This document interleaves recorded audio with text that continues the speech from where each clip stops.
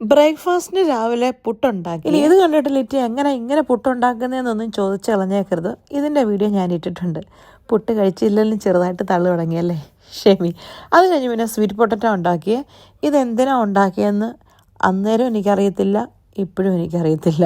പിന്നെ ഞാൻ ജോലിക്ക് പോയി. ലഞ്ച് ടൈം ആയപ്പോൾ നേരെ കോഫി ഷോപ്പിൽ വന്നു. ഈ ഒരു സാൻഡ്വിച്ച് ഒരെണ്ണം ഓർഡർ ചെയ്തേ. ഇതെനിക്ക് ഭയങ്കര ഇഷ്ടമാണ്, ഞാൻ പറഞ്ഞിട്ടില്ലേ. പിന്നെ ഞാൻ കോഫി കൊണ്ടുപോയിട്ടുണ്ടായിരുന്നു, അതുമായിട്ട് അവിടെ ഇരുന്നു. ഞാൻ നേരത്തെ ഓർക്കുമായിരുന്നേ, പണ്ടൊക്കെ ആയിരുന്നേലേ ഇങ്ങനൊരു പബ്ലിക് പ്ലേസിലിരുന്ന് ഫുഡ് കഴിക്കാനൊക്കെ എനിക്ക് ഭയങ്കര ചമ്മലായിരുന്നു. ഇപ്പം വന്ന് ആ ഒരു സാധനം ലെവലേശം തൊട്ട് തീണ്ടിയിട്ടില്ലെന്ന് പറയാം.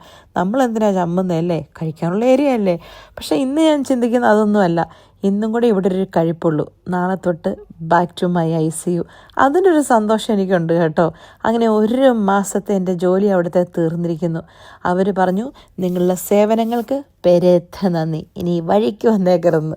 അങ്ങനൊന്നും പറഞ്ഞില്ല കേട്ടോ. പക്ഷെ 1 മാസമേ ജോലി ഉണ്ടായിരുന്നുള്ളൂ.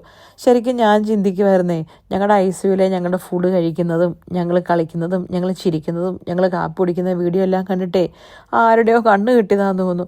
അല്ലെങ്കിൽ ഈ 1 മാസം ഞാൻ ഇങ്ങനെ കിടന്ന് കഷ്ടപ്പെടുമായിരുന്നോ? ജോലിയുടെ കഷ്ടപ്പാടല്ല പറഞ്ഞത് കേട്ടോ. ഒരു മനുഷ്യൻ മിണ്ടാനും പറയാനും ഇല്ലാതെ എങ്ങനെ ജീവിച്ചെന്ന് എനിക്ക് തന്നെ അറിയത്തില്ല. 1 മാസം കൊണ്ട് ജോലി ഉണ്ടായിരുന്നെങ്കിലുണ്ടല്ലോ, ഞാൻ ഡിപ്രഷൻ അടിച്ച് ചത്തുപോയി. അങ്ങനെ തൽക്കാലം ഇവിടെ നിന്നുള്ള എൻ്റെ പ്രക്ഷേപണം തൽക്കാലം നിർത്തിവെച്ചതായി ഞാൻ അറിയിച്ചു. അപ്പം നാളെ തൊട്ട് നമ്മുടെ പഴയ അങ്കത്തട്ടിൽ വീണ്ടും നമുക്ക് കാണാം. ശരി, എന്നാൽ പോയിച്ചു വരാം.